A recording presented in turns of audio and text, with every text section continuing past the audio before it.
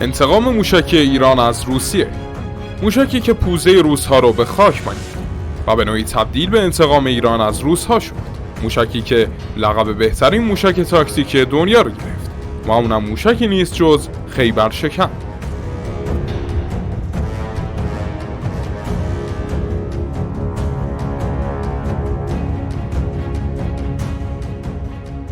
سلام عرض ادب خدمت همراهان عزیز چنل جنگاور. امروز می‌خوایم در مورد موشک خیبرشکن حرف بزنیم که به نوعی انتقام و پاسخ ایران به بدعهدی روس‌ها با کارشناسان ایرانی بود که به روسیه سفر کرده بودند. و خب ما می‌خوایم به بررسی کل این داستان بپردازیم. این ویدیو به شکل کلی به دو بخش تقسیم میشه. بخش اول به داستان درگیری ایران و روسیه در تولید موشک خواهیم پرداخت و بعد هم به مشخصات خیبرشکن. از آخر ویدیو همراه ما باشید. فقط قبل از شروع خیلی ممنون میشیم که با لایک و کامنتاتون از تیم ما حمایت کنید و ما رو به دوستان خودتون معرفی کنید. بخش اول درگیری ایران و روسیه در بخش موشکی. داستان این موشک برمیگرده به سال پیش که ایران تصمیم گرفت روی فناوری موشک خودش مانور بده و سرمایه‌گذاری‌های سنگین ایران در این بخش شروع شد. و خب ایران هم در اون موقع نیاز شدید به یه موشک ضربتی رو احساس کرده. ولی ایران در اون زمان یک کشور فاقد فناوری و نمونه لازم برای توسعه موشکی بود که نیاز به کمک سایر کشورهای پیشرو در این عرصه داشت. پس ایران تصمیم گرفت که به سمت کشور شمالی خودش یعنی شوروی بره. کشوری که در اون زمان حرفای زیادی برای گفتن داشت و موشک مشهور اسکندر و اسکاد رو ساخته بود که در زمان خودشون جزو بهترین موشک‌های ساخته شده بشر بودن. پس تیم از متخصصان موشکی و تکنسین‌های جوان ایرانی به رهبری پدر علم موشکی ایران یعنی شهید تهرانی مقدم به روسیه رفتند تا ضمن بستن قراردادهایی برای انتقال فناوری موشکی موشک اسکندر رو هم از روسیه وارد بکنن و هم خط تولیدش رو در ایران ایجاد بکنن. به هر حال تیم ایرانی وارد روسیه شدن و از اونجایی که این سفر یه سفر دیپلماتیک و نظامی بود، طرف روسی نیز کاروان ایرانی رو به کشورش پذیرفت. و خب تیم ایرانی گمان کرد که روس‌ها به زودی مذاکراتشون رو با تیم ایرانی شروع میکنن.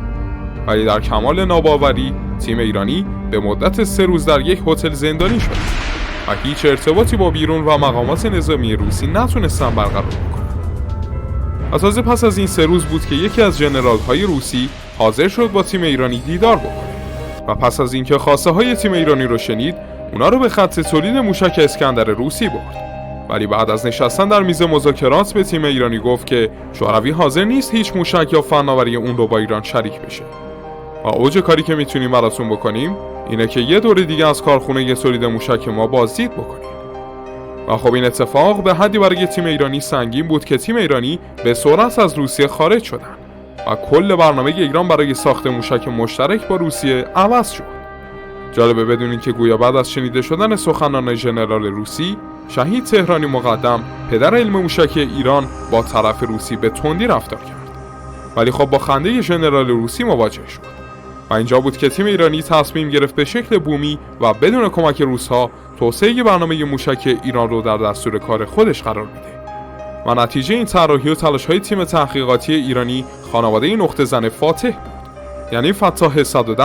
و بعد از زده شدن استارت این کار در نهایت به موشک خیبرشکن ختم شده که البته باید بگم که فعلا و به شکل رسمی. و در کل این خانواده از موشک‌های ایرانی از هر لحاظ از رقیب روسی بهتر در اومد، یعنی از لحاظ برد، دقت، قدرت، هزینه و سرعت آماده سازی. و خب جالبه بدونین که حالا بعد از 30 سال از این جریان با وقوع جنگ اوکراین خبرهایی به گوش میرسه که خود روس‌ها اومدن و خواستار همین موشک‌های ساخت ایران شدن. و خب این گونه بود که چرخ فلک نشون داد که کوه به کوه نمیرسه ولی آدم به آدم میرسه. حالا بیاین یه مقایسه کلی بین موشک خیبرشکن و اسکندر روسی داشته باشیم که به تفاوت دو موشک پی ببریم. از لحاظ بردی که خیبرشکن چند برابر اسکندر برد داره و میتونه تا 1450 کیلومتر اهداف خودش رو شکار بکنه. دقت هم که بر اساس اطلاعات نشر پیدا کرده بیشتره و نقطه زن شده و CP یا بهتر بگم خطای کمتر از 10 تا 5 متری داره. از لحاظ هزینه هم خیبرشکن چند صد هزار دلاری کاملا از اسکندر 3 میلیون دلاری ارزون تره. از سرعت آماده سازی هم به لطف کامپوزیت و دیگر مؤلفه ها بیشتره. مانورپذیری هم که جای خودش داره که اصلا بهش نمیپردازیم. و در ادامه هم به بررسی تخصصی این موشک میپردازیم، یعنی خیبرشکن 1 و نمونه جدیدتر اون خیبرشکن 2. موشک تاکتیکی خیبرشکن. خیبر شکن در اصل یک جهش خیلی بزرگ در خانواده فاتح حساب میشه و در مقابل رقباش خیلی حرف برای گفتن داره. این موشک 4.5 تنی حدوداً 10.5 متر طول داره و قطرش هم 80 سانتی متر است. برد این موشک به 1450 کیلومتر میرسه. البته این برد در نسخه 1 اینقدر بود و در نسخه 2 به 1800 کیلومتر افزایش پیدا کرده. در این موشک از بدنه کامپوزیتی استفاده شده. بدنه کامپوزیتی به کاهش حرارت و سبک بودن این موشک کمک میکنه و سرعت آماده سازی رو هم بالا میبره. در برخی از منابع هم اشاره شده در بعضی از بدنه‌های کامپوزیتی نوع ساختار اون باعث کاهش سطح مقطع راداری یا RCS اون میشه. این موشک قبل از خروج از جو به سرعتی در حدود 4 تا 5 ماخ میرسه و در نتیجه باعث میشه تا بتونه بیشتر اوج بگیره و تا ارتفاع بالاتری پیش بره که در نهایت برد بیشتری هم خواهد داشت. همچنین این موشک فاز ترمینال و جدایش کلاهک رو در ارتفاع بسیار بالایی از سطح زمین انجام میده که تا حد زیادی از دسترسی پدافندهای ضد بالستیک و هیت تو کیل بدوره و خنثی کردن این موشک در قبل از فاز ترمینال خیلی سخت میشه. در فاز ترمینال و جدایش اول هم موشک علاوه بر مانورهایی که بر اثر اصلاح مسیر رخ میده، مانورهای ثانویه‌ای هم جهت گریز از سامانه‌های ضد بالستیک انجام میده. در مجموع این مانورها به علت افزایش مدت زمان و سطح تماس با هوا و همچنین مقاومت هوا، سرعت موشک در نسخه 1 بسیار کاهش پیدا میکنه، به طوری که حداقل به 2 تا 3 ماخ میرسه. اما حالا میرسیم به وجه تمایز این دو نسخه، یعنی خیبر شکن 1 و 2. تمام این تفاوت در کلاهک این دو موشک نهفته شده یا وارهد خیبر شکن 1. سر جنگی موشک خیبر شکن 1 از نوع 3 مخروطی یا تریکونیک هست که به موشک قابلیت مانور بسیار بالا میده و باعث پایداری موشک حین انجام مانور میشه. این طراحی به خاطر تیکه تیکه بودن و زوایای تیزی که داره در پنهانکاری اون هم نقش داره و تا حد زیادی RCS یا سطح مقطع رو کاهش میده. در نوک این موشک از ماده فناشونده گرافیتی هم استفاده میشه.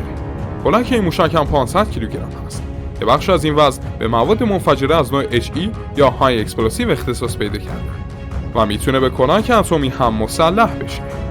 این طراحی باعث شده موشک درک و نیروی پراکنده بالایی رو تجربه کنه و سرعت کاهش پیدا میکنه که همین کاهش سرعت باعث مانورهای سنگین میشه. حالا میرسیم به کلاهک خیبر شکن 2. این کلاهک کشیده و تک مخروطیه و بسیار به کلاهک فتاح 1 شبیهه، اما با این تفاوت که در خیبر شکن 2 ما شاهد پیشران فضایی آرش نیستیم، در صورتی که کلاهک فتاح 1 از اون بهره میبره. اما حالا بپردازیم به کلاهک جنگی خیبر شکن 2. کلاهک این موشک حدوداً 2 تا 3 متر طول داره و در فاز میانه و بعد از جدایش مرحله اول این موشک کلاهک حدود 10 تا 15 ماخ سرعت داره که با این سرعت خارق‌العاده به سمت هدف خودش میره. اما موقع برخورد به هدف به دلیل مسیریابی و مانورهایی که انجام میده، اصطکاک و مقاومت هوا روی سرعت اون تاثیر میذاره و سرعت رو کاهش میده. و باید در مورد کلاهک اضافه کنم که با توجه به اندازه اون و جثه کلاهک میشه وزنش رو حدود 1 تن تخمین زد. و ضریب خطا یا CP این موشک کمتر از 20 متر است که این دقت واقعا دقت خوبیه. طراحی کشیده چون کلاهک رو در سرعت‌های بالا و سرسام‌آور نجات میده، باعث میشه فشار از روی نوک کلاهک تا حدی کاسته بشه. همین امر مزیت‌های زیادی به همراه خودش میاره. این امر باعث میشه کلاهک زمان بیشتری رو بتونه در فشارهای بالا سپری کنه و از واپاشی اون جلوگیری بشه. البته راهکارهایی هست که این دما رو کاهش بدیم که الان به خاطر وقت کم نمیشه توضیح داد. حالا شاید با خودتون فکر کنید چطور با تغییر کلاهک اینقدر برد موشک تغییر کرد. کلاهک تریکونیک با افزایش نیروی درگ یا F-drag باعث کاهش سرعت و در نهایت باعث کاهش برد میشه. اما کلاهک تک مخروطی کشیده باعث میشه که موشک سرعت بالایی خودش رو حفظ کنه و در نهایت برد افزایش پیدا کنه. جالبه بدونین این موشک لقب بهترین موشک ضربتی و تاکتیک دنیا رو به خودش اختصاص داده. خیلی ممنونم که همراه ما بودید دوستان. بسیار سپاسگزار میشیم که چنل ما رو داخل یوتیوب و تلگرام دنبال کنید و از اخبار و ویدیوهای نظامی جدیدتر مطلع بشید. تا قسمت‌های دیگه، خدایا رو نگهدار.